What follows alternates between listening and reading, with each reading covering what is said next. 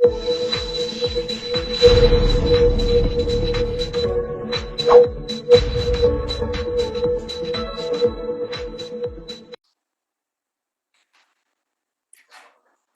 chers téléspectateurs, nous sommes aujourd'hui le samedi 3 mai 2025 et je commencerai par avoir une pensée noble et particulière pour les travailleurs qui, j'ose espérer, bien passer la fête du 1er mai.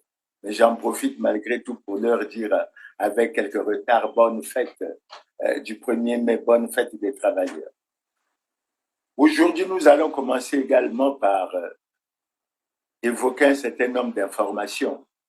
La première information sur laquelle nous sommes déjà revenus, c'est celle relative à la mort de Sa Sainteté le Pape François, qui a été enterré il y a quelques jours, qui a travaillé et pour lequel nous avons fait ressortir qu'il a passé une partie de sa vie à s'occuper des plus pauvres, des démunis, des plus vulnérables.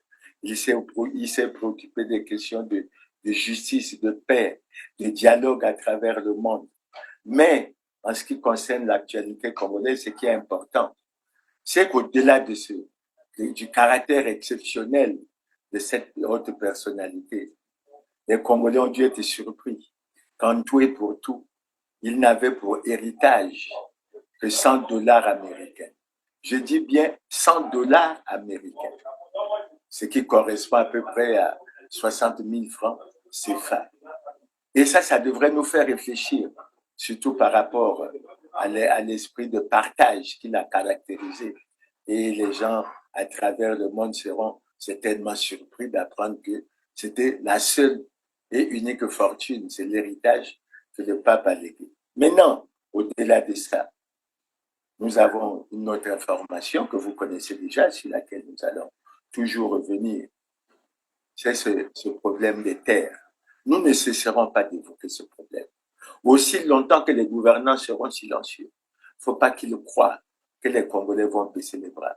Et moi, en ce qui me concerne, je vais toujours rappeler aux gouvernants que s'agissant du problème des terres, les Congolais, tant de l'intérieur que de l'extérieur, ont dit non à la vente des terres, non à la cession des terres sous quelque forme que ce soit aux Rwandais, oui à l'annulation pure et simple de ces accords. Nous avons suffisamment développé là-dessus et nous osons espérer que les gouvernants, il ne faut pas qu'ils croient qu'ils nous auront par cette façon de procéder. Nous résisterons et nous allons aller jusqu'au bout. Bonjour et bienvenue à la grande édition de la télévision. Nous sommes le 30 mars dernier. Un reportage de la télévision rwandaise crée une panique au Congo. Le Congo-Brazzaville a offert au Rwanda des terres plus grandes que la ville de Kigali pour être exploitée. Les journalistes racontent comment les Rwandais vont prendre possession et exploiter des terres au Congo pour leurs activités agricoles. De terrains qui appartiennent désormais au Rwanda avec une superficie combinée de 980 km². Nous avons fait une étude de faisabilité et ce projet est désormais en cours, mais il ne fait aucun doute que le marché est une véritable potentialité. Des terres offertes au Rwanda, l'affaire fait grand bruit, inquiète fortement les populations, notamment celles des départements cités, Poul, Bwenza, Kwilu, Nyari. Tout démarre d'un rapprochement entre Congo et Rwanda avec ces rencontres entre les présidents Sassou et Kagame en 2022. Des accords cadres sont signés, tels que celui-ci. Il prévoit la possibilité de réaliser des contrats entre les deux pays. Celui-ci a été signé entre les deux ministres de la coopération internationale. L'exploitation de terres serait donc le premier cas concret. Scandale sur place, les agriculteurs locaux ne veulent pas céder leurs parcelles au Rwanda. Nous ne sommes pas satisfaits. Si cette compagnie qui a envie de venir, c'est une compagnie rwandaise ou pas. Si c'est une compagnie rwandaise, on ne peut pas accepter. L'inquiétude grandit au point que les ministres se déplacent dans les émissions de télévision pour tenter des explications. Le chef de gouvernement lui-même se rend sur le terrain avec la presse. L'objectif est tout simplement de contrer l'idée que le Rwanda possède une partie du Congo. À quel moment aurions-nous signé des actes de cession ou de vente? On a beau expliquer, il n'en a pas été le cas.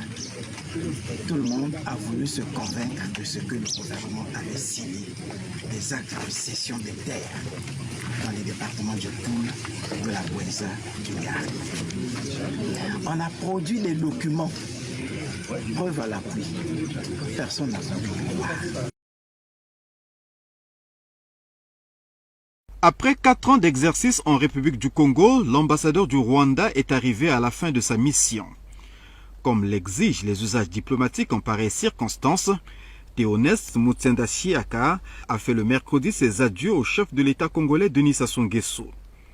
L'occasion a permis au diplomate rwandais de faire le bilan de son passage en terre congolaise et partant de la coopération entre Kigali et Brazzaville. Pendant les 4 ans, les relations entre le Rwanda et le Congo sont vraiment excellentes. On a mis beaucoup d'efforts sur la diplomatie économique.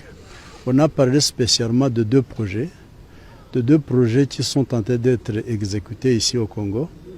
Le parc industriel et commercial de Maruku.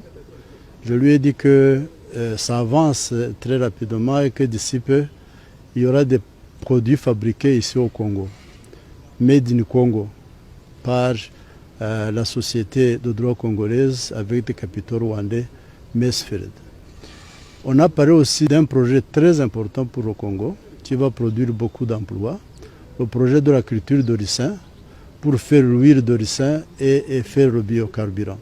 C'est un projet que, encore une fois, Mesfield fait avec la société ENI.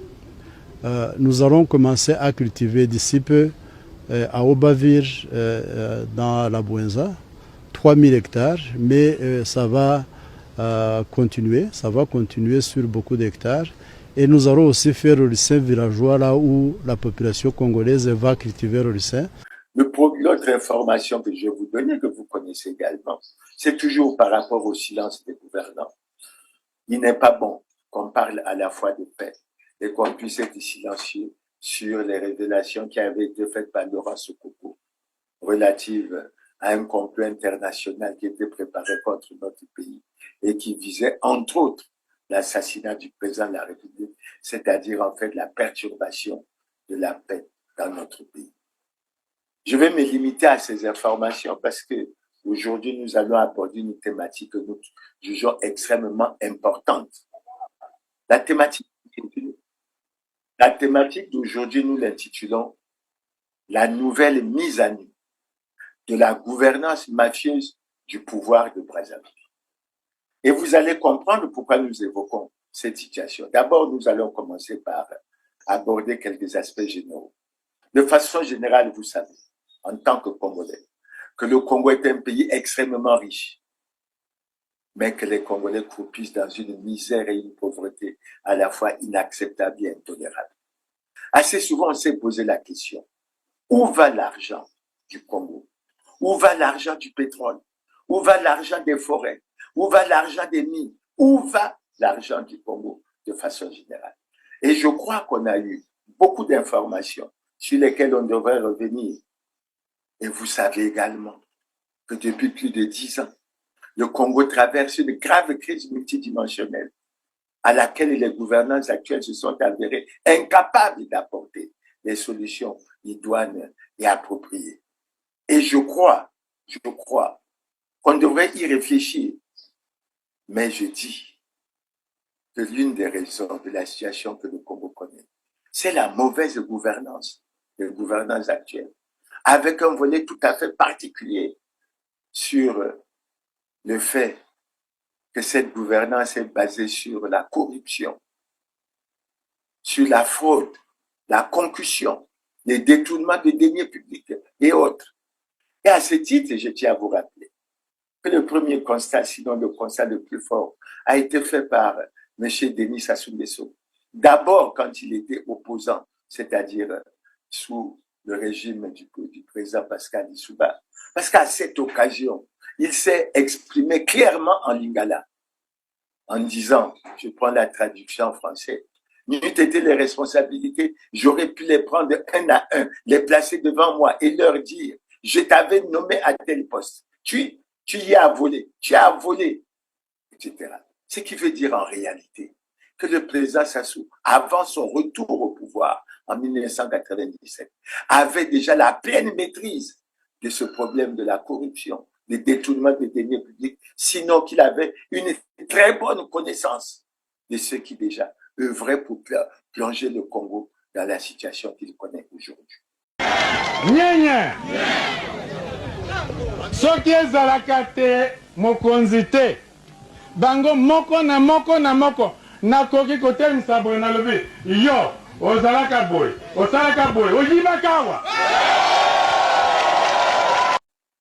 Et quand il est revenu au pouvoir, je ne parlerai pas des premières années, mais la déclaration la plus frappante, il a faite en 2009 dans son discours d'investiture, en août 2009. Et qu'est-ce qu'il a dit? Il a dit: je ne surprendrai personne en affirmant qu'en dépit des efforts multiformes, le Congo n'est pas, hélas, exemple de corruption, de fraude, de concussion, de détournement des deniers publics et d'autres actes tout autant répréhensibles que néfastes à l'accomplissement du bonheur collectif. Et il a ajouté: ici, ce sont les gouvernants qui sont interpellés. Fin de citation. Et nous nous sommes interrogés pendant longtemps. Mais après une telle déclaration, pourquoi il n'y a pas eu de suite? Cette déclaration apparaissait en fait comme un aveu d'impuissance. Mais elle montre à suffisance que le Congo est bel et bien un pays corrompu, sinon qu'il fait partie des pays les plus corrompus du monde, faisant régulièrement partie du top 10 des pays les plus corrompus d'Afrique. Top 20 des pays les plus corrompus d'Afrique en 2022. La corruption érode la confiance, affaiblit la démocratie dans les pays d'Europe, d'Amérique et les pays les plus corrompus d'Afrique.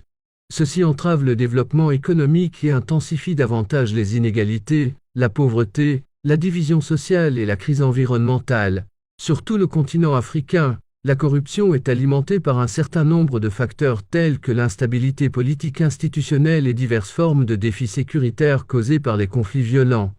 Transparency International utilise l'indice de perception de la corruption pour classer les pays du monde entier sur une échelle de 0 à 100, 0 étant le plus corrompu et 100 le moins corrompu. L'indice suit la corruption du secteur public dans le monde depuis 1995. Le dernier rapport de l'IPC a montré que le score moyen de l'indice en Afrique est de 33, soit le plus bas du monde. 1. Le Sud-Soudan. Ce pays a un score d'indice de perception de la corruption de 11, le plus bas du monde. 2. La Somalie. Ce pays a un score d'indice de perception de la corruption de 13. 3. La Libye a un score d'indice de perception de la corruption de 17. 4. Le score d'indice de la perception de la corruption est de 17 en Guinée équatoriale. 5. La République démocratique du Congo. La RDC a un score d'indice de perception de la corruption de 19. 6. Le Burundi, ce pays d'Afrique de l'Est a également un score d'indice de perception de la corruption de 19. 7. Le Tchad a un indice de perception de la corruption de 20. 8. Le Soudan a un score d'indice de perception de la corruption de 20. 9. Les Comores. Le score de l'indice de perception de la corruption de cette nation insulaire est également de 20. 10. La Guinée-Bissau a un score d'indice de perception de la corruption de 21. 11. Le Congo. Le score de l'indice de perception de la corruption est de 21. 12. L'Érythrée a un score d'indice de perception de la corruption de 22. 13. Le Zimbabwe, l'indice de perception de la corruption est de 23. 14. Le Nigeria. Le pays le plus peuplé d'Afrique a un indice de perception de la corruption de 24. 15. La République centrafricaine a un score d'indice de perception de la corruption de 24. 16.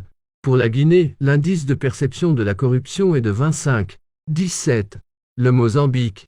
Le score de l'indice de perception de la corruption est de 26. 18.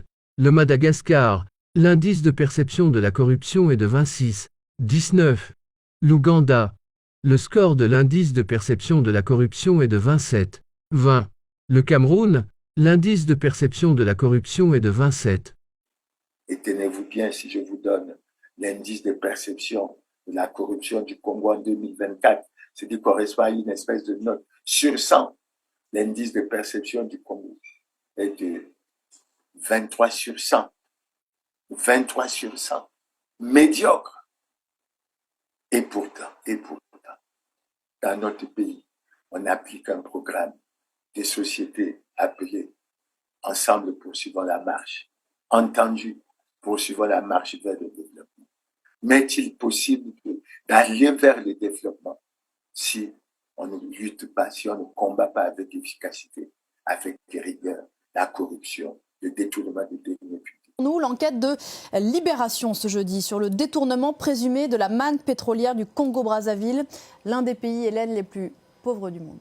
Des centaines de milliers d'euros, de millions d'euros évaporés dans ce qui s'apparente au pillage de tout un pays où le revenu moyen par habitant n'atteint pas 5 euros par jour.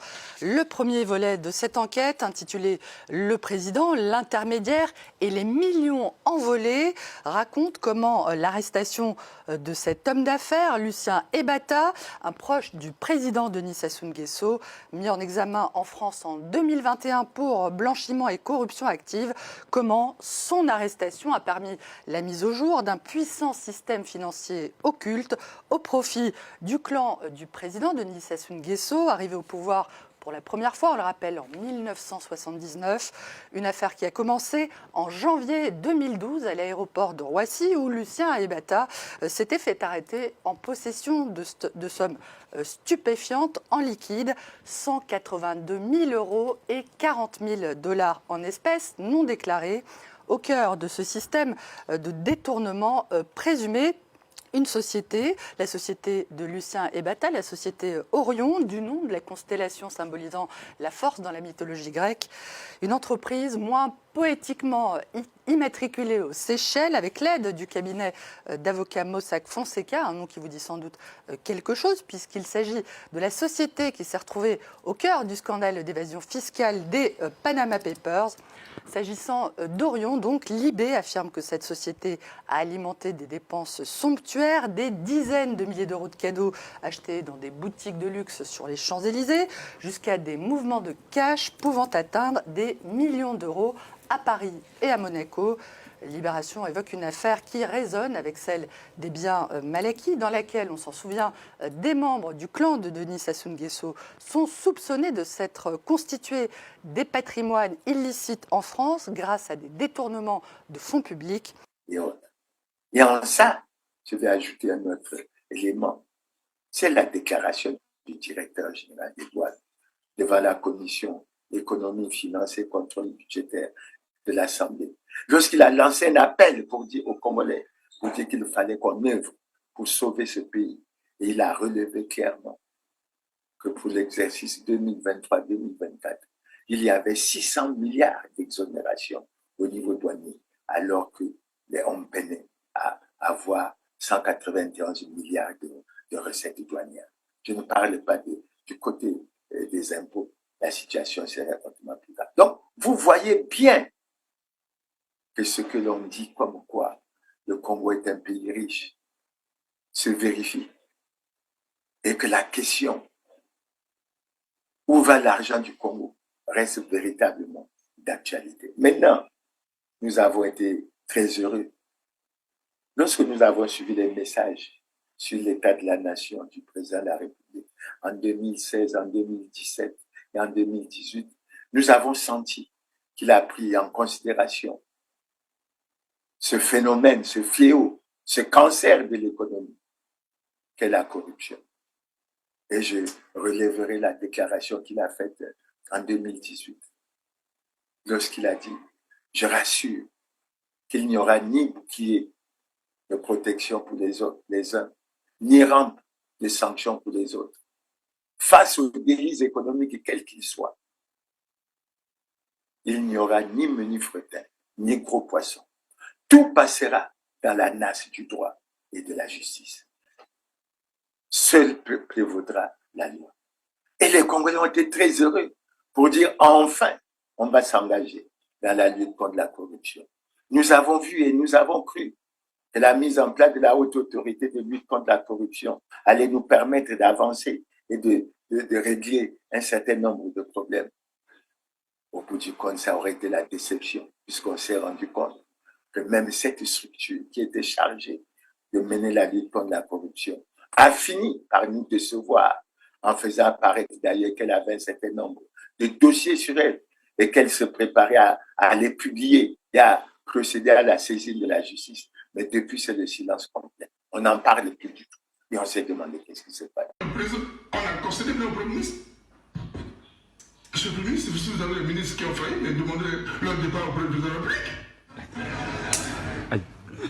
5 minutes, oui, monsieur le Président, s'il vous plaît, je vous en prie, vous avez dit à mes gars, j'en ai qu'une seule, mais laissez-moi sur ça. C'est dramatique. Quelles sont les perspectives pour comment l'espoir que le président, on parle des accords avec le FMI, d'ici à ça, surtout qu'ils sont venus ici, ils sont venus nous ouvrir une session budgétaire, sans gouvernement, sans un peu d'approche. C'est une première dans l'histoire du Congo. Donc c'est ici, voici les mesures, voici ce qu'on va aboutir. Mais nous sommes des très gentils, nous vous recevons avec 5 mois sans salaire.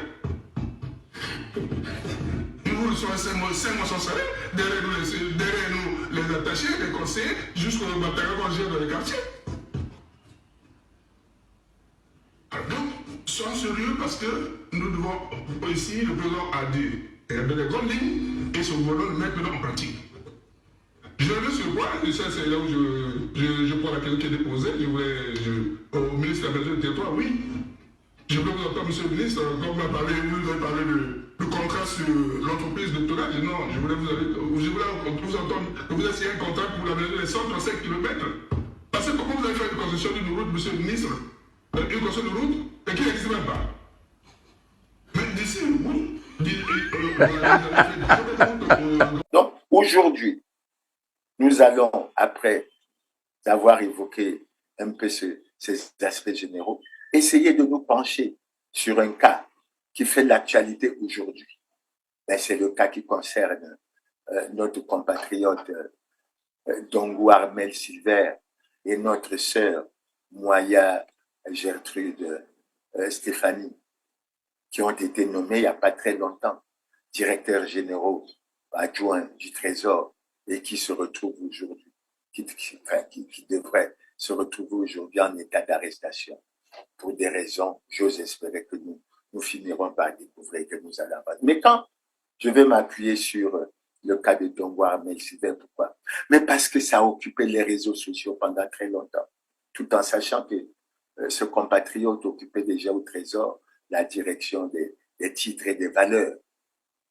Et qu'il y a eu beaucoup de bruit depuis très longtemps, suspectant ce compatriote de manque de dignité, suspectant ce compatriote d'avoir des problèmes de morale, suspectant ce compatriote même d'être incompétent et de ne pas être à sa place. Je ne le juge pas parce que je ne le connais pas, mais je m'appuierai sur les avis et les appréciations que les Congolais vont donner. Et je crois que vous avez suivi qu'à un moment donné, on a découvert sur les réseaux sociaux la lettre du directeur général du Trésor qui faisait état du défaut de paiement au niveau du marché financier de l'Afrique centrale, qui semble-t-il a créé des problèmes au Congo, puisque ça a eu des répercussions sur le paiement des salaires des fonctionnaires qui ont connu un retard. Et on semblait faire apparaître que M. Dongou Armel Silver avait une grande part de responsabilité dans cette situation. D'autant, si nos souvenirs sont exacts, nous avons également appris à travers les réseaux sociaux que pendant le mois de septembre, ce compatriote aura passé 3 jours à la centrale d'intelligence et de documentation pour des interrogatoires qui étaient liés justement aux questions des malversations financières. Mais aujourd'hui, on se pose la question puisque après avoir été retenu 3 jours dans cette structure, il a été remis en liberté. D'aucuns pensent qu'il y a eu l'intervention de certaines autorités, je ne sais pas si à vérifier, pour demander qu'il soit relaxé. Mais est-ce que c'était véritablement suffisant? Est-ce qu'on avait oublié que le pouvoir judiciaire était indépendant du pouvoir exécutif et du pouvoir législatif? Est-ce qu'on avait oublié qu'il fallait laisser la justice suivre son cours, surtout dans des situations aussi délicates? qui avait même attrait à la situation au niveau de la CEMAC. Et je crois que les Congolais ont dû suivre un certain nombre de choses. Donc, de lui flanquer le qualificatif de Zidane, c'est-à-dire il a le ballon d'or de quelqu'un qui pille les finances publiques. moyibi ezaka moto azoyiba ningi bato bamona te azoyiba ntango ozoyiba ozotonga bandako bato bazomona ye soki moyibi te ekomi ko ye asali bakongolais ko donc il faut mais bandako azotonga wana tongi combien de ndako na Brazza combien de ndako na Poto bope so les habitants où chonga na SN ba courant afutaka 11 millions 11 millions courant 11 millions courant 85 ndako soit côté appartements partout dans le monde 603 appartements mais comment Dongo Zida Poleka Okemba Dominique président Denis Sassou Nguesso baralo minga batutu na mandako il est bon dit ah donc aleki même Okemba na ndako mais so sera aleki Okemba na ndako ya bimi na aéroport wana ndenge nini na kamwe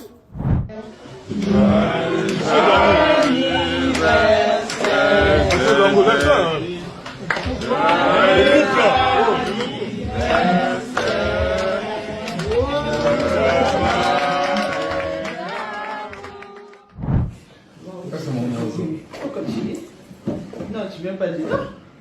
Waouh. Waouh. Je tombe même à ta place. Hein. En cristal. Donc aujourd'hui, les Congolais découvrent, mais ils le savaient pour certains déjà, que ce compatriote avait un parc immobilier et un parking très impressionnant. On a même eu des commentaires où on a dit qu'à Gamboma, il y a une rue où, allant d'un point à un autre, il a construit de part et d'autre, et les Congolais se demandaient mais d'où provenait cette fortune, d'où provenait cet argent. Et ça se passait devant les autorités. Et les Congolais étaient en train de suivre. Mais ce n'est pas là. Après qu'on ait évoqué sommairement la situation de présentation de M. Dongou, Armel, Silver, on arrive à une situation qui nous préoccupe de plus en plus. Quelle est cette situation qui nous préoccupe?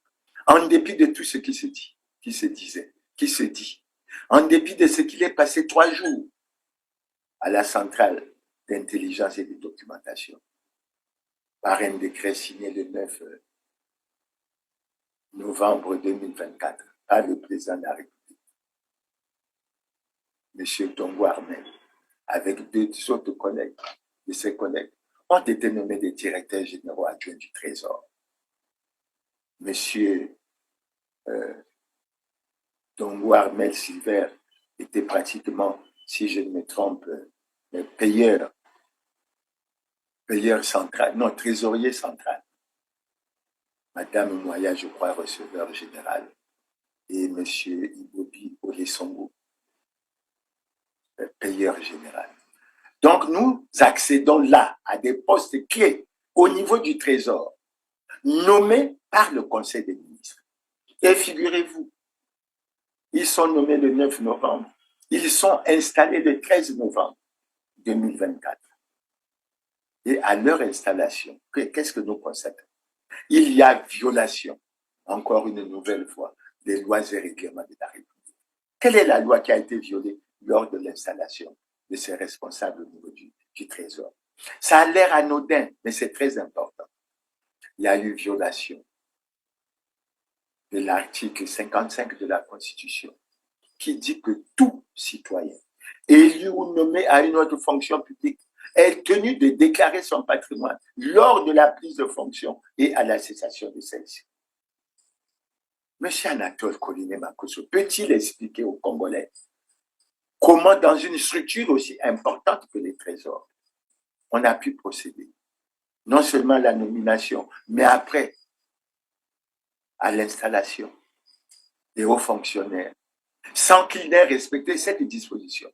Et j'épingle particulièrement le Premier ministre Anatole Koliné-Makosso. Pourquoi? Mais parce qu'il a relevé un certain nombre de choses dans son programme d'action gouvernementale. Et il a tenu à signaler, bien que l'obligation de déclaration de patrimoine était constitutionnelle, il a tenu à relever que plus qu'un devoir de transparence, il s'agissait d'une preuve de bonne gouvernance, de bonne lutte contre l'enrichissement illicite et la corruption. Et ensuite, il a ajouté un peu plus loin qu'il s'agissait de restaurer l'autorité de l'État. Et je me tourne vers le Premier ministre en lui posant la question. Est-ce que c'est en violant les lois et règlements de la République dans ce cas que l'on restaure l'autorité de l'État? C'est véritablement triste. C'est véritablement triste. C'est d'autant plus triste que sur les réseaux sociaux, parce que maintenant, c'est sur les réseaux sociaux que nous avons beaucoup d'informations. Il y a un compatriote, je ne sais pas si ce qu'il a dit peut être vérifié, qui a déclaré que notre compatriote, Dongou Armel Silver, possédait en réalité 85 immeubles sur le territoire congolais et 603 appartements à l'extérieur du Congo. Et je me suis posé la question, pendant que tout ça se passe, où sont les services de l'État, la CID? Où sont les organes de contrôle? Où est l'inspection générale d'État? Où est l'inspection générale des finances? Où est la Cour des comptes? C'est pour ça qu'il faut insister sur le fait que nous commençons à montrer, à mettre à nu la gestion mafieuse, la gouvernance mafieuse du pouvoir de Brazzaville. Parce que ce qui s'est fait est véritablement inacceptable. Et on ne peut pas tolérer cela. Comment cela a pu arriver? Un compatriote qui a passé 3 jours d'interrogatoire à la CID. Hein? Mais c'est pas... Et il est nommé directeur général adjoint. Dans l'irrespect total des lois et règlements de la République. Et je me pose la question, pourquoi veut-on affaiblir l'État congolais? Est-ce pour enrichir les individus? Que veut-on atteindre en faisant cela? Bref, c'est le premier commentaire que nous faisons et nous allons avoir l'occasion d'y revenir. Maintenant, nous passons à une autre date. L'autre date à laquelle nous pensons, c'est le 28 novembre 2024. Pourquoi nous pensons à cette date? Nous pensons à cette date parce que le 28 novembre 2024, le président de la République a fait son message sur l'état de la nation pour l'année 2024. Et lorsqu'il a fait ce message, il a relevé quelque chose d'extrêmement important sur 3 volets et je vais revenir sur les 3 volets. Le premier volet, il a informé les Congolais et l'opinion internationale qu'au Congo, au lieu de 3 milliards recherchés et exigés pour payer les bourses, les services en demandaient 9. Et le président de la République s'est demandé où allait le différentiel de 6 milliards qui se dissipait, semble-t-il, dans la nature. Est-ce qu'il est possible que 6 milliards puissent se dissiper? Est-ce qu'il est possible que 6 milliards puissent se dissiper? Et sur ce point précis, les voix se sont élevées dans notre pays pour dire trop, c'est trop. La population a trop souffert. On ne peut pas continuer à faire souffrir la population autant et enrichir une minorité des gens dans l'impunité totale. Minorité qui semble bénéficier de la protection des gouvernants. C'est inacceptable. Merci d'être fidèle au programme d'Africa News. Ils sont désormais au nombre de 5, les proches du chef de l'État congolais Denis Sassou Nguesso, visés par la justice française dans le cadre de l'affaire dite des biens mal acquis. Edgar Nguesso et Catherine Inyanga, respectivement neveu et belle-sœur du chef de l'État congolais, viennent d'être mis en examen pour blanchiment de détournement de fonds publics. Il est entre autres reproché à Edgar Nguesso la détention d'un patrimoine immobilier fastueux et des dépenses élevées à près d'1,4 million d'euros en 2 ans, tandis que Catherine Inyanga, elle, est soupçonnée d'avoir servi de prête-nom à une société fictive pour laquelle on transitait des biens. Rappelons que fin juin cette année, Julian Sassou Nguesso et son époux Guy Johnson, respectivement fille et gendre du président Denis Sassou Nguesso, ont été accusés de corruption et ont fait l'objet d'une enquête pour blanchiment d'argent et mauvaise utilisation de fonds publics. En mars, son neveu Wilfried Nguesso a été mis en examen pour les mêmes charges. À ce jour, les enquêtes ont montré que depuis 2007, plusieurs dizaines de millions d'euros d'entités publiques du Congo-Brazzaville auraient été transférés vers les comptes de diverses sociétés offshore aux Seychelles, à Maurice ou à Hong Kong, en vue de financer le train de vie de certains membres du clan présidentiel. La portée de cette décision? Oui, bien sûr, plusieurs portées. Première chose, c'est que cette décision constitue la première brèche judiciaire dans l'histoire qui permet d'envisager sérieusement des poursuites et puis après un procès de ceux qui, à leur profit, cyniquement appauvrissent leur pays depuis des années. Et permet également d'envisager la restitution au profit des populations qui en ont été gravement privées des biens qu'on appelle les biens mal acquis.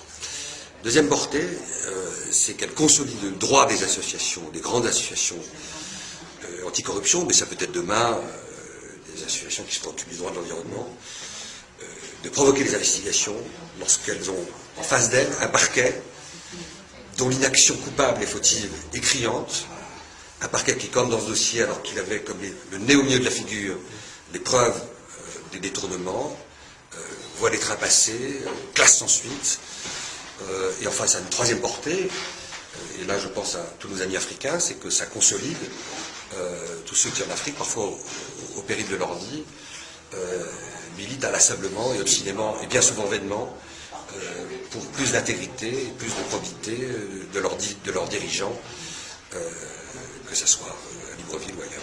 Est-ce que vous craignez des pressions diplomatiques? Dans ce dossier, on racontera dans un livre, il y a déjà eu un certain nombre de pressions, d'intimidation. Moi-même, j'en ai subi. Plus grave encore, des militants africains ont subi de très graves menaces. Je pense que c'est une décision qui protège plutôt ceux qui pourraient être menacés. Maintenant, si cette décision et les investigations à venir font bouger les lignes de la France-Afrique et perturbent l'agenda de ces petits messieurs dont la logique de clientélisme en permanence participe de l'appauvrissement de ces populations, je crois sincèrement que personne ne va s'en lamenter. Concrètement, l'objectif, c'est la restitution de ces fonds présumés détournés? Alors d'abord, il faut se souvenir que l'enquête de police, qui avait été effectuée en 2007, avait déjà établi un certain nombre de choses. Donc une partie du travail a été faite. Alors maintenant, il faut tracer l'origine du financement de ces biens immobiliers. Ça va être très compliqué. Il y a les actes notariés, il suffit d'aller au cadastre.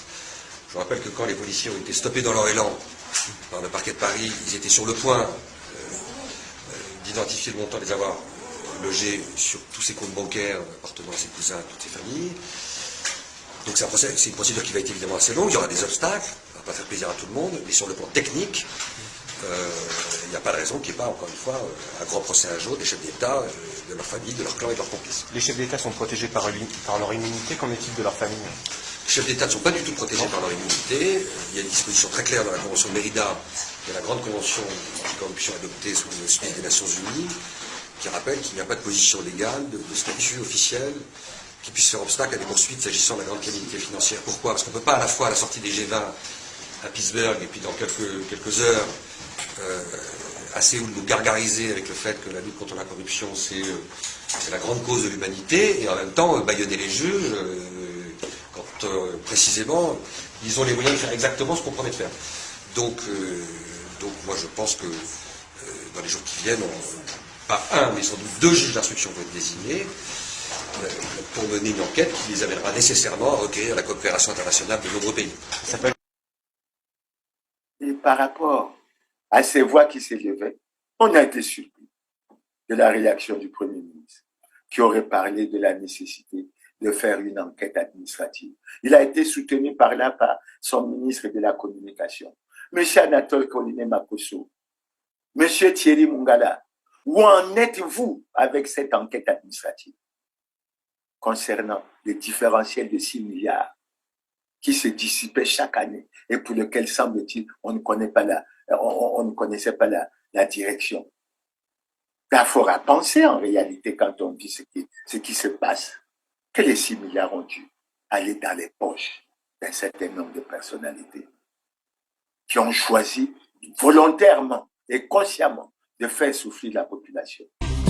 Face aux deux chambres du Parlement réunies en congrès le 28 novembre à l'occasion de la fête de la proclamation de la République, le chef de l'État du Congo-Brazzaville, Denis Sassou Nguesso, a mis en lumière un détournement de fonds de 6 milliards de francs CFA chaque année, un pactole destiné à payer la bourse des étudiants. Le recensement biométrique des étudiants inscrits dans les universités publiques à Brazzaville a permis de constater que l'État ne devrait décaisser que 3 milliards de francs CFA par an au lieu de 9 milliards exigés pour le paiement des bourses. Est-ce à croire que 6 milliards de francs CFA se dissipent chaque année sans jamais laisser de traces?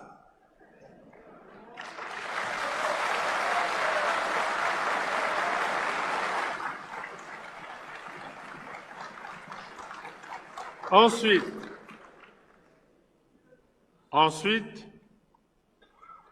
les enquêtes diligentées dans certains établissements à budget de transfert ont révélé des écarts considérables entre les ressources financières sollicitées et les coûts réels des charges à couvrir, causant de la sorte un grave préjudice à l'État.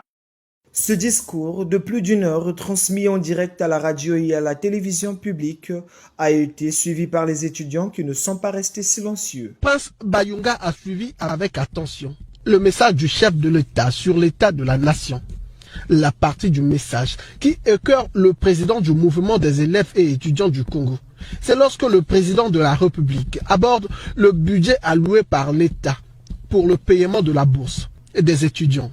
Le président vient donc de dévoiler, ce n'est pas un secret des polichinelles, que pour payer la bourse des étudiants, ce n'est pas 9 milliards, mais plutôt c'est 3 milliards de francs CFA. Voilà la question que nous nous posons maintenant. Puisque déjà c'est connu par l'état financier, pour payer la bourse, il faut 3 milliards. Mais les 6 milliards supplémentaires vont où? Le deuxième aspect dans ce discours du 28 novembre, dans ce message du président de la République, c'est que le président de la République a relevé lui aussi que s'agissant des structures à budget de transfert, qu'il y avait des écarts qui étaient constatés entre les besoins réels et ce qui était demandé. Et que fait-on? Où sont les organes de contrôle? Quelle est cette gestion? Où est la Cour des comptes? Où est l'inspection générale d'État? Et ça, c'est d'autant plus frappant qu'en mars 2024, le président de la République a lui-même déclaré au Conseil supérieur de la magistrature que le verre était dans le fruit, qu'il était effectivement dans le fruit et qu'il fallait le détruire, pas seulement dans le secteur de la justice, mais dans tous les secteurs d'État. Et nous avons toujours relevé avec préoccupation que malgré ces déclarations du président de la République, ni le gouvernement, ni le Parlement, l'Assemblée, ni le Sénat ne prenaient en ligne de compte pour qu'on avance. Ça veut dire qu'on se satisfait de cette situation. On se satisfait de cette situation d'appauvrissement de l'État pour enrichir une petite minorité de gens. Et c'est, je crois, le président Laurent Gbagbo qui a dit, quand un homme qui fait de la politique devient riche, c'est que c'est un voleur. Parce que la politique vous donne des moyens pour vous, mais ça ne vous donne pas les moyens de vous enrichir. Et je crois qu'il y a d'autres personnalités politiques qui ont évoqué le même cas. Maintenant, le troisième volet, également, tout autant préoccupant que le président de la République a évoqué ce jour-là, Mais c'est pas la découverte, mais le fait qu'il ait relevé lui-même que dans la plupart des structures, les enquêtes étaient menées et faisaient apparaître qu'il y avait des agents fictifs. Mais c'est une stratégie qui a été mise au point. Parce que sur les réseaux sociaux, on découvre maintenant que pratiquement tous les ministres, tous les directeurs généraux se sont enrichis sur ce mode de gouvernance. Donc tout. Il y a fort à parier que la masse salariale aujourd'hui, qui apparaît au budget, ne correspond pas à la réalité. Et qu'il y a une bonne portion qui sert pratiquement à enrichir ce qu'on appelle les dignitaires du pouvoir et autres. Et la question que je me pose, où voulons-nous aller? Et quand je parle de la question des bourses, nous sommes d'autant plus préoccupés. Pourquoi? Mais parce qu'après que les voix se sont élevées pour demander que cette fois-ci, que les responsables de ce nouveau crime économique et financier soient traduits devant la justice, mais la société civile, et nous la félicitons parce que ce n'est pas la première fois qu'elle le fait, a pris sur elle la responsabilité d'introduire une plainte sur le différentiel chaque année de 6 milliards. Parce que si ça fait 10 milliards, si ça fait 10 ans, on peut certainement avoir 60 milliards de francs CFA. Pendant que les étudiants n'ont pas de bourse, qu'ils ne peuvent pas faire convenablement leurs études. Mais nous apprenons, et nous allons continuer de suivre, que la démarche entreprise par la société civile est heurtée à beaucoup de difficultés, qu'ils ont même dû avoir recours à un huissier de justice pour essayer de faire que la plainte aboutisse, c'est-à-dire qu'elle soit reçue. Visiblement, elle ne l'a toujours pas été. Alors, ça me fait penser, quand j'évoque ce problème, ça me fait penser à l'intervention que j'ai trouvée malheureuse du Premier ministre sur le plateau de TV5 à Paris, lorsque la journaliste lui pose la question, je crois que c'était sur la situation de Orion Hall. Et le Premier ministre s'est dit, oui, mais il constate que malheureusement, il n'y a jamais eu de plainte au Congo. Il n'y a jamais eu d'enquête, il n'y a jamais eu de rapport. Mais les plaintes sont là. Alors, comme le disait Trésor Nzila, selon lui, la mauvaise gouvernance serait la principale cause des problèmes économiques et sociaux du Congo, notamment la gestion des ressources pétrolières. Dans une enquête publiée au mois de janvier, le quotidien français Libération avait parlé d'un système de pillage organisé. Je vous propose de regarder un résumé commenté par Laure de Matos et on en reparle. Au cœur de cette enquête du quotidien français Libération, un homme, Lucien Ebata, et Orion Oil, la société de négoce pétrolier qu'il dirige. Orion Oil est un partenaire privilégié de la SNPC, la Société nationale des pétroles du Congo, dont elle revendrait aujourd'hui environ 10 millions de barils par an. Les douanes françaises enquêtent sur Lucien Ebata et ses activités depuis 2012. Et selon elle, Orion Oil ne serait rien d'autre qu'une société écran chargée de prélever des revenus sur le commerce du pétrole congolais et de les redistribuer, notamment aux membres du clan du président Sassou Nguesso. Selon le dossier d'enquête des douanes françaises, largement cité par Libération, Orion Oil serait au cœur d'un système d'évasion de capitaux au moyen de porteurs de valises et d'une structure financière hautement complexe. Une réaction sur cette affaire. Que voulez-vous que je dise, madame, sur l'affaire de Fontenelle qui nous décrit un enfant né avec une dent en or? Connaissez-vous cette histoire? Voilà. Quelqu'un dit qu'il y a un enfant qui est né avec une dent en or et les savants, les chercheurs se mettent chaque mois, chaque année à publier des documents, des ouvrages, des articles sur l'origine mythique ou même mystique de cet enfant pour se poser la question a posteriori. Le gouvernement du Congo a parlé de diffamation, donc c'est ce que vous êtes en train de nous dire. Je n'ai pas besoin de dire que c'est de la diffamation, non. Je vous parle. Mais par contre, il y a quelque chose qui me préoccupe. Il y a toujours quelque chose qui m'interpelle. Depuis longtemps qu'on nous parle de telles affaires, nous n'avons jamais vu une action judiciaire être commise au Congo pour enquêter les situations dans le territoire sur lequel ces problèmes se passent avant de produire un rapport. Les plaintes sont là. Au contraire, on peut demander au Premier ministre comment, dans un État sérieux, on peut faire ce que l'on fait en termes d'appauvrissement d'un État et que les gouvernants puissent rester tranquilles pour dire qu'il n'y a pas eu de plainte. Mais les premiers qui devaient porter plainte, qui devaient se lever pour suivre, mais c'est bien les gouvernants. Parce que quand on gère les affaires de la cité, il faut qu'on prenne la responsabilité de faire que les Congolais soient dans de très bonnes conditions. Et pour ça, il faut agir selon une gouvernance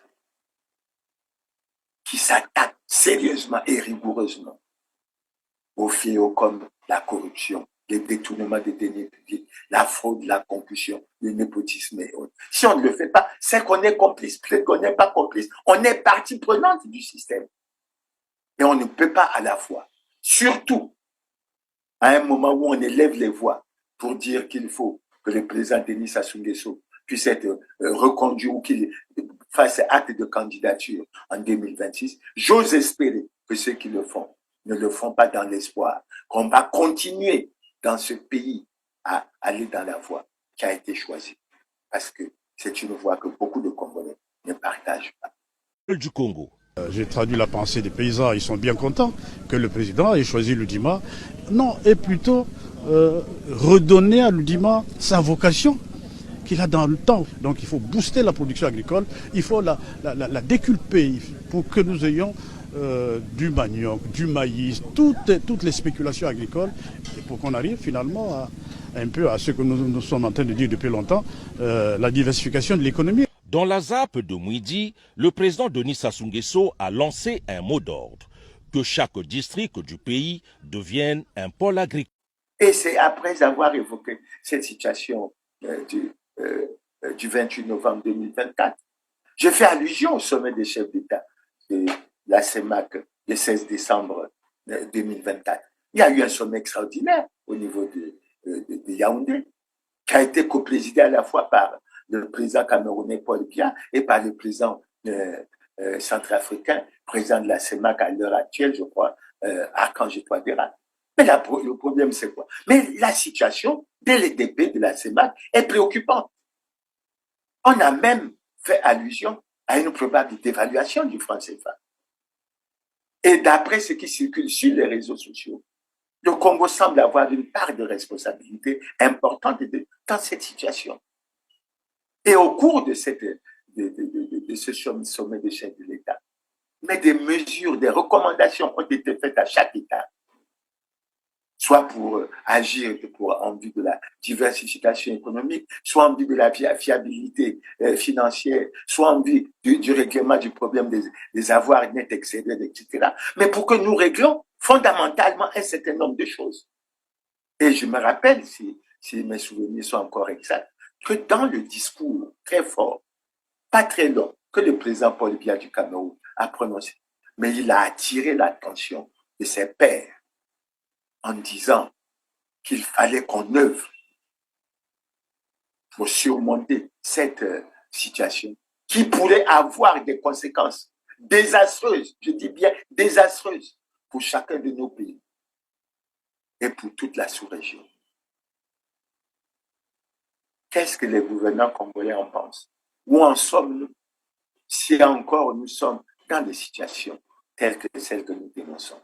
Et à mon avis, c'est extrêmement important et il faut y revenir. Mais je reviens au problème tel que je l'ai abordé après cette incursion que j'ai faite par rapport au message du chef de l'État et ensuite au sommet de la CEMAC du 16 décembre 2024.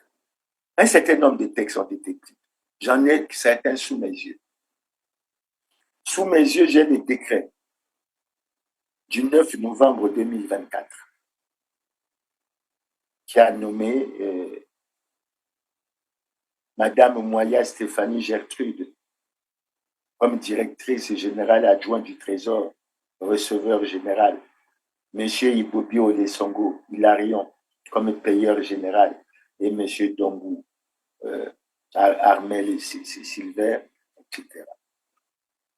Et j'ai dit qu'ils ont été installés dans l'irrespect total des lois et règlements de la République. Ils n'ont pas déclaré leur patrimoine. Qu'est-ce qui arrive au Congo? Pourquoi le respect des lois et règlements pose problème dans ce pays que nous aimons bien? Qu'est-ce qu'il faut pour que nous avançons? Et je crois que c'est terrible. Mais au-delà de ça, je crois que j'ai aussi les textes sous mes yeux. Le 5 mars 2024, il y a un texte qui est pris.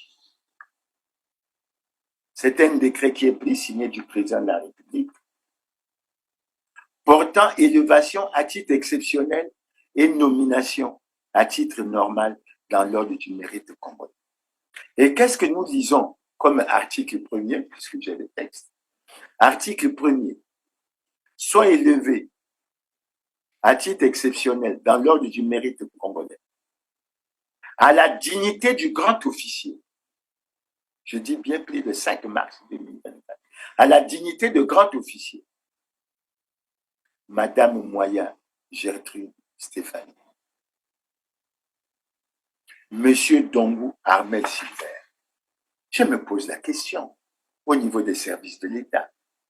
Quand on arrive à proposer au chef de l'État ce genre de texte, est-ce qu'on a pleinement conscience que ça signifie que c'est le résultat du travail des services et qu'on a fait prendre une telle décision au président de la République pour deux personnes qui, quelque temps après, apparaissent comme des personnes de moralité extrêmement douteuse et qui posent des problèmes? Est-ce que les services marchent normalement? Les services de la force publique, la police, la gendarmerie. Est-ce que la centrale d'intelligence et de documentation fonctionne normalement? Je me pose la question. Je me dis, qu'est-ce qui se passe au Congo? Qu'est-ce qui a pu arriver? Pourquoi on élève ce frère et cette sœur à cette dignité, alors qu'on se rend bien compte aujourd'hui que c'est quelque chose de terriblement anormal? Et je me dis, mais il y a quelque chose qui ne va pas dans le pays. Il y a quelque chose qui ne va pas. Et on continue. Le 18 avril, qu'est-ce qui se passe? Il y a un conseil des ministres. Et à l'issue de ce conseil des ministres, M. Ibobi Olesongo Hilarion est nommé directeur général adjoint du Trésor. Il reste seul. Les deux autres sont relevés. Les deux autres sont relevés.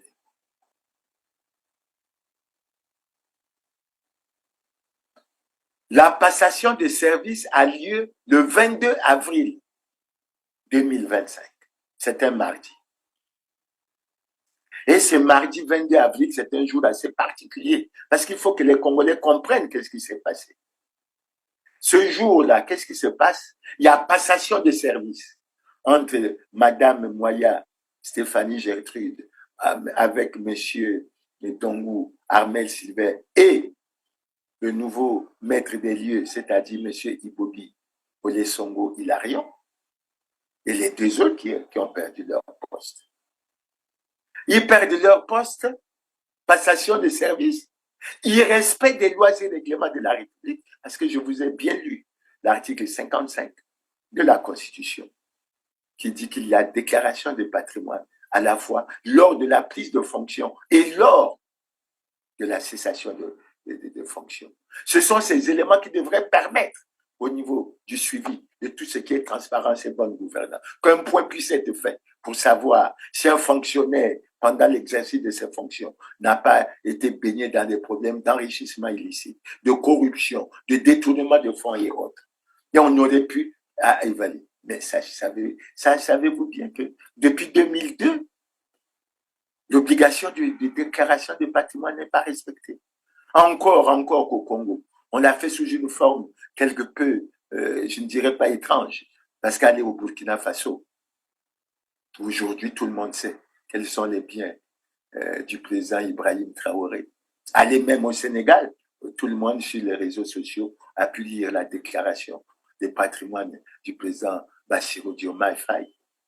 Mais au Congo, on vous dit, on met sous scellé et on ouvre. Mais maintenant, qu'on ne met même pas dans les scellés. Donc, ça n'existe pas. Pourquoi? Mais parce que ça permet aux gouvernants de profiter de cet irrespect des lois et règlements de la République pour s'en mettre les poches, pour s'enrichir indéfiniment, pour plonger les Congolais dans la misère.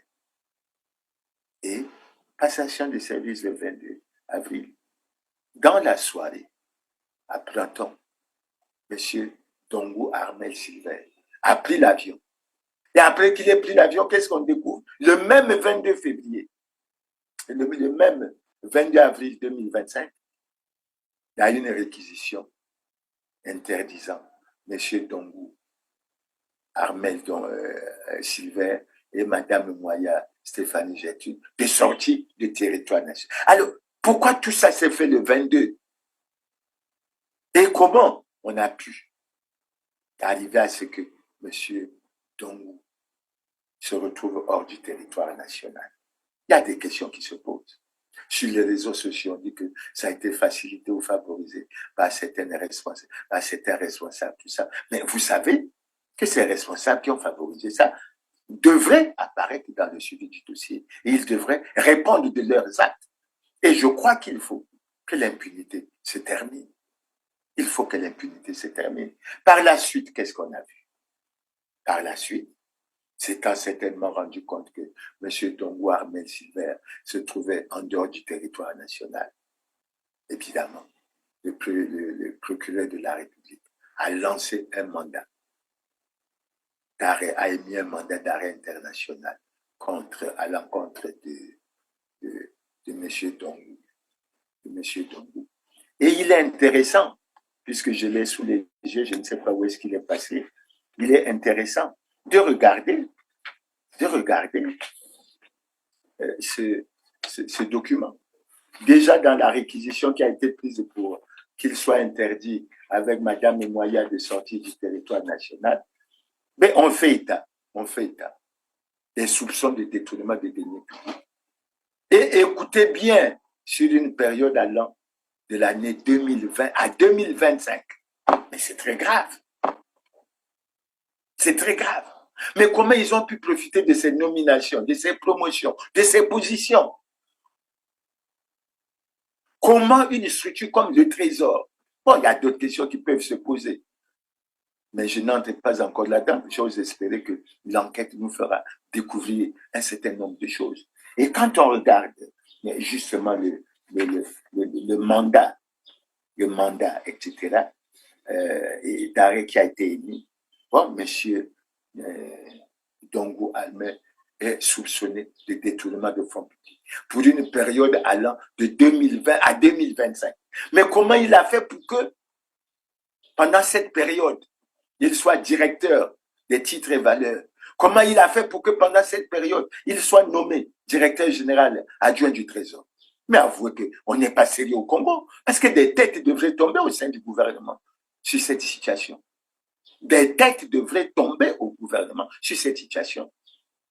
On ne peut pas parler de complaisance. On ne peut pas parler d'impunité. Cette situation est extrêmement grave. Et elle mérite une attention tout à fait particulière.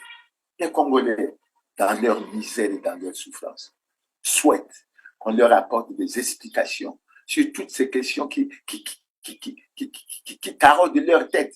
Et ils estiment que trop c'est trop. Trop c'est trop. On ne peut pas faire souffrir le peuple congolais à ce point. Bon, nous avons vu circuler maintenant dans les réseaux sociaux. Dieu merci, on nous attaque comme quoi nous sommes des hommes des réseaux sociaux. Nous, aujourd'hui, nous sommes très bien informés. Ben, c'est vrai qu'il y a des fake news, mais en grande partie, nous sommes bien informés.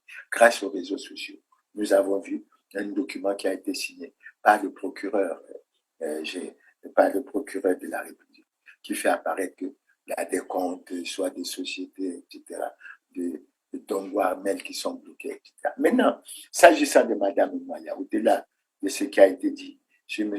Dongou Armel Silver, sur Mme Moya, nous avons été surpris qu'elle a été arrêtée le samedi 25, c'est même le jour de l'émission du mandat d'arrêt international contre Dongou Silver, et le lendemain, le 26, aux environs de 17h15, elle a été dite relaxée. Et sur les réseaux sociaux, nous avons cru lire qu'elle a été relaxée suite à l'intervention de plusieurs personnalités. Je ne sais pas quelle. Et c'est là où nous nous posons la question. La justice au Congo est-elle indépendante, oui ou non? Peut-elle traiter sereinement des dossiers aussi importants que celui-là, oui ou non? Et à mon avis, c'est très, très sérieux. C'est très, très sérieux. Et les Congolais sont convaincus qu'il s'agit d'une très, très, très grosse affaire. Lorsqu'on vous parle déjà de quelqu'un qui posséderait, je ne sais pas si ça peut être vérifiable, de 85 immeubles sur le territoire national et de 603 appartements à l'étranger, figurez du scandale que c'est. Bref, c'est un peu les aspects que nous avons tenu à relever à ce niveau. Maintenant, la conséquence, c'est quoi? Mais la conséquence pour les Congolais, c'est qu'il faut une justice pour tous. Conformément aux lois et règlements de la République, il faut une justice pour tous. D'abord, je rappelle que l'article 9 de la Constitution est très clair. Tout présumé est censé bénéficier de la présomption d'innocence. Et il faut lui donner la garantie de ce qu'il y aura un procès équitable qui lui permettra de se défendre de façon équitable et qui établira les faits. Donc, il y a déjà cet aspect qu'il faut relever. Le deuxième aspect qu'il faut relever, lorsqu'on parle de la justice pour tous, tout l'article 15 également est clair. Tous les Congolais, tous les citoyens congolais sont égaux devant la loi et ont droit à la protection de l'État. Nul ne peut être favorisé ou désavantagé par rapport à son origine familiale, ethnique, etc. Par rapport à ses convictions politiques, religieuses, philosophiques et autres. C'est clair. Je le dis parce que il ne faut pas que le dossier de Dongo Armel Sylvain soit comme un dossier particulier. Et nous le disons en connaissance de cause. Parce que nous savons qu'en la matière, il y a beaucoup de dossiers dans notre pays. Et dans beaucoup de ces dossiers, il y a beaucoup de responsables et d'acteurs politiques qui sont impliqués. Nous aurons l'occasion d'essayer de revenir en détail et de donner les éléments sur chacun de ces dossiers, notamment pour les dossiers qui sont en notre possession. Mais de façon sommaire, nous pouvons rappeler qu'il y a le dossier des 14 000 milliards pour lequel le président de la République avait annoncé clairement devant le Parlement réuni en 2006 que nous enregistrons des excédents budgétaires, mais qu'ils étaient placés dans un compte de stabilisation à la Banque centrale. Qu'aucun franc ne pourrait être sorti de ce compte sans la moindre loi rectificative. Et il avait été promis que chaque année, la Cour des comptes et de discipline budgétaire devait faire un audit qui devait être rendu public. Mais compatriotes congolais, que le gouvernement nous explique pourquoi depuis 2006, aucun audit n'a été rendu public. Il s'agit de l'argent public. Il ne s'agit pas de l'argent d'un membre du gouvernement. Il ne s'agit pas de l'argent du Premier ministre. Il ne s'agit pas de l'argent du président de l'Assemblée. Il ne s'agit pas de leur fortune. Il s'agit de l'argent de l'État congolais. Il faut bien qu'on arrive à un niveau où les gouvernants expliquent aux Congolais pourquoi faire le point, la lumière, et qui se vantent tant en matière de gouvernance et de transparence, avec la prouesse qu'ils venaient de réaliser, d'avoir exécuté 6 revues d'affilée de façon réussie, mais sans sortir le Congo de la crise et de la misère et de la souffrance dans laquelle le Congo est plongé. Il faut qu'on en arrive là, le respect des lois. On se dit républicain, mais quand on est républicain, on respecte la loi. Je l'ai dit parce que j'entends même certaines personnes qui se disent opposants par dire qu'ils sont républicains, c'est-à-dire qu'ils respectent la loi. Mais pourquoi certaines lois ne sont pas respectées et pourquoi les voix ne s'élèvent pas? Donc il y a déjà ce dossier.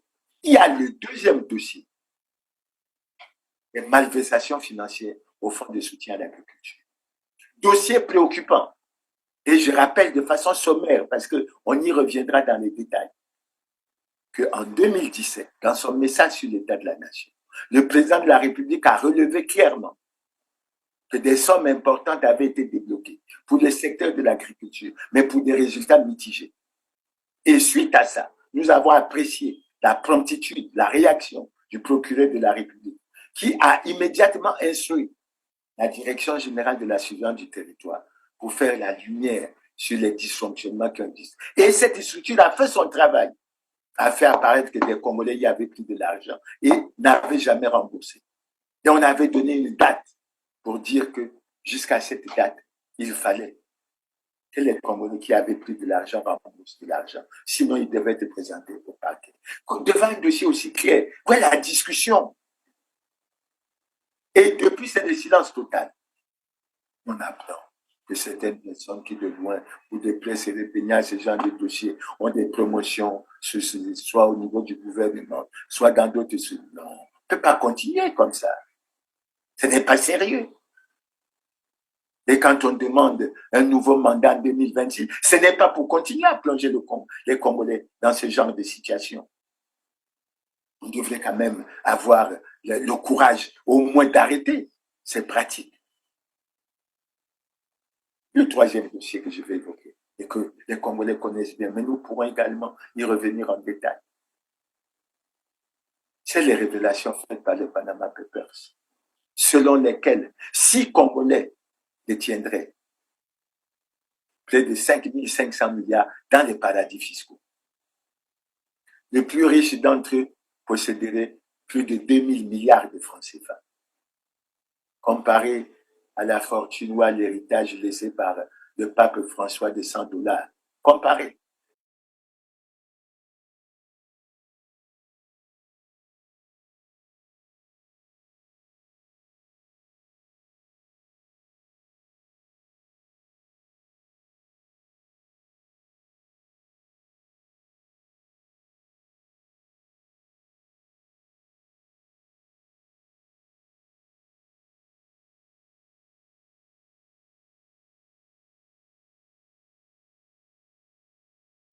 Et regardez le niveau où nous nous trouvons. Et la plupart d'entre eux approchent parfois dépassent les 1500 milliards de francs CFA, les 700 milliards les plus pauvres, semble-t-il, posséderaient autour de 20 milliards de francs CFA, etc. Et depuis que c'est sorti, c'est le silence complet. Le silence véritablement complet. Et ce n'est pas du tout sérieux. Peut-on oublier pour nous autres qui sommes retraités qu'en novembre et décembre 2016, une somme de 9 milliards a été virée du Trésor dans un compte de LCB, de la CREF, et selon une déclaration faite par le directeur général de la CREF, les 9 milliards auraient disparu. Et l'argent peut disparaître dans une banque où il y a des écritures, où il y a un certain nombre de choses. Et le directeur général de la CREF avait déclaré que le dossier était dans la justice et il craignait qu'il ne traîne dans la paperasse. Non, c'est pas possible. Mais c'est pas possible. Évoquons le dossier des 160 milliards de détournements au ministère de la Santé et de la population. Évoquons le dossier FIGA, où les preuves ont été apportées de façon claire. C'était une vache à lait. Comme les élections après, il y en a qui se lèvent pour dire soutien, soutien. Mais en fait, c'est l'occasion pour eux de mettre la main sur les finances publiques de l'État, des structures, etc., pour s'enrichir, s'acheter des appartements en Europe, etc. Est-ce que c'est sérieux? Alors que lorsqu'on accepte d'être au niveau de la gestion des affaires de la cité, le principe devrait être de servir, je dis bien de servir et non de se servir. D'enrichir l'État et non pas de l'appauvrir, de travailler pour l'amélioration des conditions de vie des Congolais et non pour les plonger dans la misère et dans la souffrance. Vraiment, c'est chiant vraiment ici à Bakongo. Pour avoir de l'eau, ça a des sérieux problèmes. Là, je reviens à la glacière pour ramener de l'eau ici à la maison. Brazzaville est en proie depuis plusieurs mois à une pénurie d'eau sans précédent qui contraint les populations à parcourir des longs kilomètres à la recherche de cette ressource vitale. Dans certains quartiers, les habitants font recours à l'eau des forages. Je n'ai plus de l'eau jusqu'à aujourd'hui. Ça peut... Là, vous m'avez vu et mon fils aller chercher de l'eau au forage. Là, on achète un bidon à 50 francs. Le Congo est traversé par le deuxième fleuve le plus puissant au monde.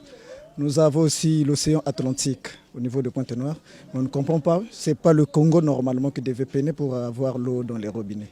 Mais on est obligé de de nous approvisionner dans les forages, et le forage, ça nous coûte beaucoup d'argent. Pour s'approvisionner en eau, les habitants des quartiers proches du fleuve Congo, en compagnie de leurs enfants, sont obligés de se ravitailler ou faire leurs travaux ménagers dans les eaux de ce fleuve, avec tous les risques que cela comporte. Venir se laver les vaisselles, les lessives, tout, et se laver au fait, on puise de l'eau et puis on rentre chez nous.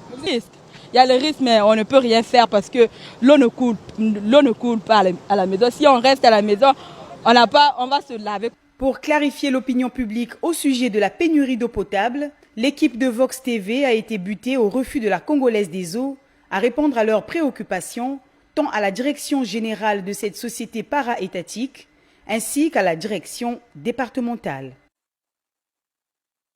Là, je n'évoque que quelques cas. Mais j'évoque ça pourquoi?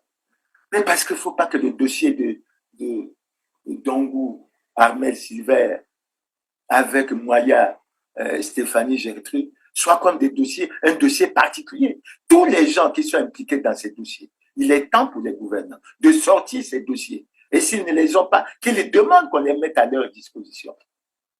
D'ailleurs, je suis surpris, j'ai appris, je vais tenter de vérifier l'information, que sur les 14 000 milliards, la plainte qui avait été introduite par la société civile, semble-t-il, je ne connais pas les bons termes de droit, bon, mais je dirais en homme politique, que les dossiers ont été rejetés. Mais c'est des dossiers qui touchent les intérêts de la population, ils sont rejetés. On fait quoi?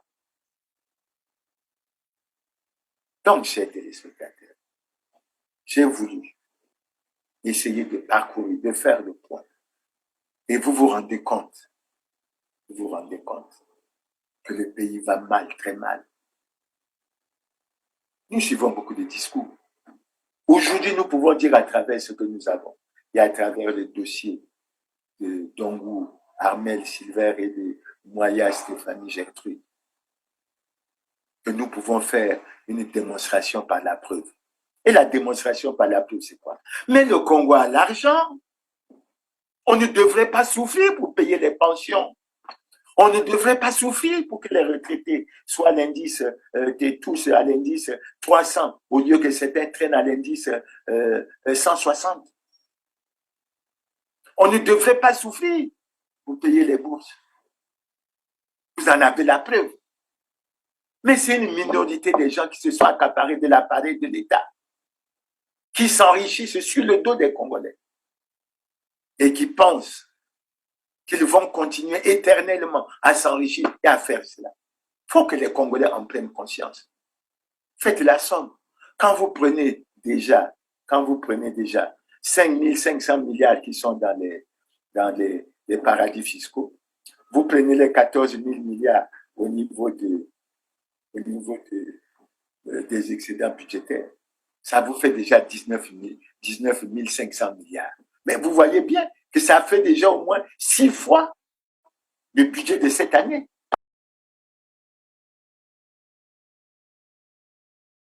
Chaque année, pour assurer ses missions, l'État du Sénégal propose à l'Assemblée nationale d'adopter un budget. Le budget est constitué de recettes et de dépenses. Le gouvernement se demande ce qu'il aura comme dépenses, c'est-à-dire les charges, et où est-ce qu'il peut trouver les recettes, c'est-à-dire les ressources pour les couvrir. D'où viendront donc ces recettes? Il y a d'abord les recettes fiscales qui regroupent par exemple l'impôt sur le revenu supporté par les travailleurs, l'impôt sur les sociétés ou encore la TVA, payée sur les biens consommés. À côté de celles-ci, il existe les recettes non fiscales, composées notamment des produits de l'exploitation du domaine de l'État et de la vente des biens et services. Par contre, pour financer son déficit de cette année, l'État empruntera des fonds sur le marché financier, interne et international.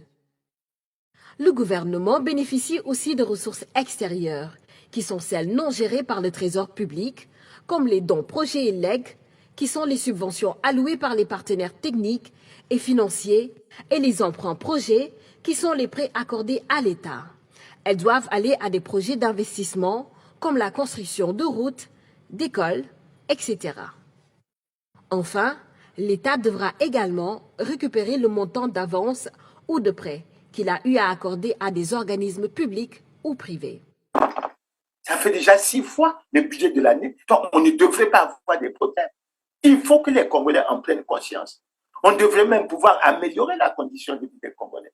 On devrait ne pas parler au niveau de l'enseignement des communautaires qui touchent 10 000 francs, etc. C'est pas sérieux. On ne peut pas, pour un métier aussi noble que l'enseignement, mais vous payez les gens qui forment vos enfants à 10 000 francs le mois ou 5, une bout de... Ce n'est pas sérieux. Et après, on vient dire, oh non, on n'a pas pu réviser le barrage du Doué parce qu'il n'y a pas d'argent. On ne peut pas s'occuper des érosions parce qu'il n'y a pas... Mais cet argent, c'est vous qui l'embauchez. Mais la preuve est faite là. Monsieur Dongou n'est que directeur général adjoint du Trésor. Mais c'est à son niveau. Il peut se permettre d'avoir 85 immeubles et 603 appartements à l'extérieur. Mais les autres ont combien? Faisons le point. Ouvrons un fichier. L'argent qu'on a dit on caché en Chine. Là, c'est pour ça, à mon avis, j'interpelle les Congolais pour qu'ils prennent entièrement conscience de ce qui se passe. Nous ne sommes dans la misère que parce que nos gouvernants ont choisi de nous plonger dans la misère et dans la souffrance. Et ils ont choisi de faire de la richesse du Congo, même à travers le trésor, de l'argent qui devrait revenir au trésor public et qui devrait permettre qu'on s'occupe des conditions de vie des Congolais. Nous ne devrions pas vivre malheureux. Nous ne devrions pas vivre malheureux. Et c'est pour ça qu'aujourd'hui, la question que la plupart des Congolais se posent, où va l'argent du Congo? Où va l'argent du pétrole? Expliquez-moi comment un membre du gouvernement ou un dignitaire du Parti congolais du travail, tout ça, peut avoir 2000 milliards, alors que je vous donne l'information aussi. La reine d'Angleterre, après 70 ans de règne, a laissé une fortune de 371 millions de livres sterling, c'est-à-dire à peu près l'équivalent de 270 milliards de francs CFA. Après 70 ans de règne. Alors expliquez-moi comment la reine d'Angleterre, après 70 ans de règne, laisse une fortune de 271 milliards de francs CFA et qu'un Congolais qui n'a même pas travaillé 50 ans ou même pas 40 ans puisse avoir une fortune de plus de 2000 milliards. Ça vient d'où? Et après, on passe au Sénat, le Premier ministre passe au Sénat, il n'a pas eu l'argent pour réviser les barrages du Doué, il n'a pas eu l'argent pour... Mais l'argent, si vous le prenez, s'il est détourné, vous allez avoir quoi? Et je termine là. Les choses sont claires maintenant. Et je pense qu'il y a un certain nombre de mesures qui doivent être prises. Parmi les mesures qui doivent être prises, je pense que le Trésor doit être audité. Mais le Trésor doit, à mon avis, subir 2 audits. Un premier audit, un premier rapport fait par la Cour des comptes et de discipline budgétaire. Un deuxième rapport qui doit être fait par un cabinet de réputation internationale choisi sur une base sérieuse en dehors du Congo. Ça, c'est le premier point. Le deuxième point. Que font les organes de contrôle? Que fait l'inspection générale des finances? Que fait le contrôle d'État? Que font les autres structures? Je crois savoir que dans la plupart des ministères, il y a des inspections, etc. D'où vient que l'État est arrivé à un niveau aussi faible qu'on ne fait que le faire maigrir du point de vue de ses ressources financières. Et le faisant maigrir, on fait souffrir les Congolais, etc. Ce n'est pas sérieux. L'autre aspect auquel nous pensons, les dossiers que nous venons de citer, qui sont connus de tous, Et je rappelle aux Congolais que lorsqu'avec Diogène Séni et avec Jean-Pierre Agnangoy, nous avons fait en 2023 une conférence de presse pour lancer une pétition au fin de la poursuite judiciaire des responsables des scandaleux crimes économiques et financiers. Nous avons envoyé ces dossiers à tous les responsables, le Premier ministre, le président de l'Assemblée, etc.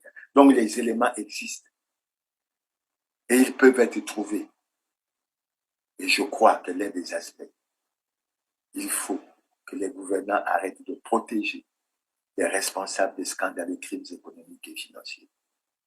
Ça veut dire qu'il faut qu'ils commencent à prendre les dispositions pour que les retards des salaires et des pensions ne soient plus connus dans ce pays. Pour que les bourses soient payées régulièrement. Pour qu'il n'y ait aucun travailleur dans une structure qui connaît des retards, des arriérés des salaires et autres. Et ça, je crois que nous sommes en mesure de le faire. Donc, chers téléspectateurs, j'ai voulu à travers cette émission, je n'ai pas voulu rentrer dans les détails, puisqu'il y a je suppose qu'il y a une enquête qui est ouverte et il faut laisser la justice faire son travail. Mais nous avons tenu à faire ces commentaires généraux qui nous amènent à dire, et c'est le président de la République qui l'a dit dans un de ses discours sur l'état de la nation en 2020, que nos difficultés de l'heure ne doivent pas nous amener à emprunter le chemin dangereux et hasardeux de l'anticonstitutionnalité. Mais je me dis, je retourne aux gouvernants. Et si nous voulons développer le pays, nous ne pouvons pas choisir et favoriser la corruption, la fraude, la concussion, le détournement des deniers publics, l'enrichissement illicite. Et je crois qu'il est bon que tout ce que nous venons de dire soit pris en ligne de compte et que le moment venu, nous avançons. J'attire l'attention des Congolais. Parce que lorsqu'on dit il faut reconduire un tel à telle période, etc., j'ose espérer que ce n'est pas pour protéger ce système mafieux, cette gouvernance mafieuse. Il faut que nous allions vers le changement et la rupture et que nous fassions les choses, que nous gérons ce pays autrement qu'il ne se gère aujourd'hui. Chers téléspectateurs, c'est sur ces mots que je viens à vous et je vous remercie pour votre aimable attention et vous donne rendez-vous pour le samedi 11 mai 2025. J'ose espérer que nous aurons un thème, mais il y en a un qui est ouvert. Je vous rappelle que lors de l'émission passée, j'ai lancé un débat. Et je souhaite que les gens puissent y réagir, qu'ils puissent y participer sur la possibilité de voir les chefs de l'État selon les dispositions de la loi, selon les dispositions de la Constitution, s'il peut ou non être candidat ou non à l'élection présidentielle. J'en fais une affaire de droit, pas une affaire de langue de bois. Donc, je vous remercie encore une fois pour votre aimable attention et vous donne rendez-vous au samedi 11 mai 2025. Je vous remercie encore une fois.